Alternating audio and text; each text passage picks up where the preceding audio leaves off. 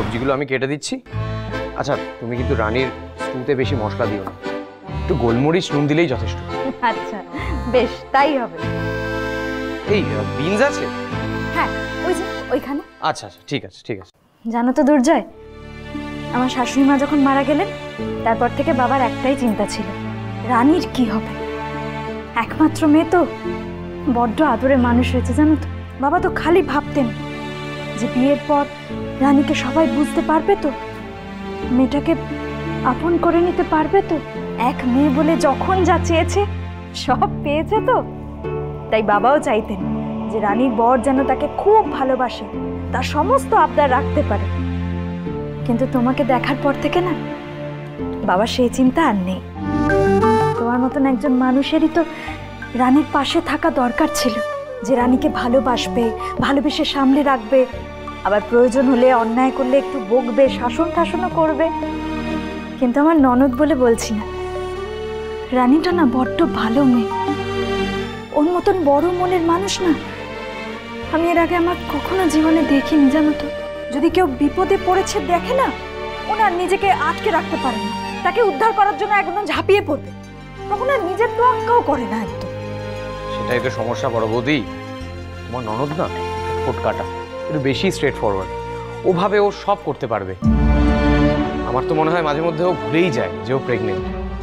অবশ্যই এর জন্য বকাও খায়, আমি আমার মা সবাই মিলে ওকে বোঝাই।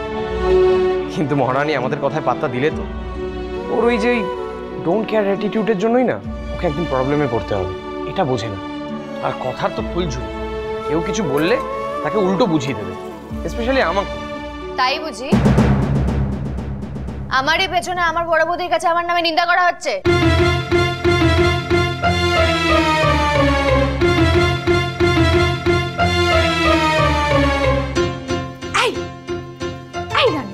কি বলছিস কি তুই? এইভাবে কেউ বলে? আমরা তো আলোচনা করছিলাম। সে তুমি যা খুশি বলো না কেন, কোনো লাভ হবে না। আমার বড় বৌদি খুব ভালোবাসে। আর আমি বুঝি বাসি না। শোনো, তুমি আমাকে যতই ভোলানোর চেষ্টা করো না কেন শোনা, দুর্জয় কিন্তু একদম ঠিক কথাই বলছে। এই সময় তোর কতটা সাবধানে থাকা উচিত বলতো? শোন, আমি কিন্তু তোকে বারবার করে বলছি, তোর বাড়িতে কিন্তু গুরুজনদের কথা সমস্ত মেনে চলবি, আর কোনো উল্টোপাল্টা কাজ, কোনো দুঃসাহসিক কাজ তুমি করবে না। আমি কিন্তু তোমাকে বারবার করে সাবধান করছি রানী। বাবা ঠিক আছে, আচ্ছা কি রান্না করছো? আমার খুব খিদে পেয়েছে। তুমি রান্নাঘরে কি করছো? তুমি রান্না করছো? করছেই তো। তুই ব্রেকফাস্টে কি কি খাবি সব কিছু আমাকে বলে দিয়েছে, আর শুধু তাই না, হাতে হাতে সাহায্যও করছে।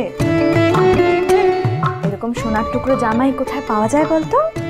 সোনার টুকরো জামাই না একদমই। তাহলে আমি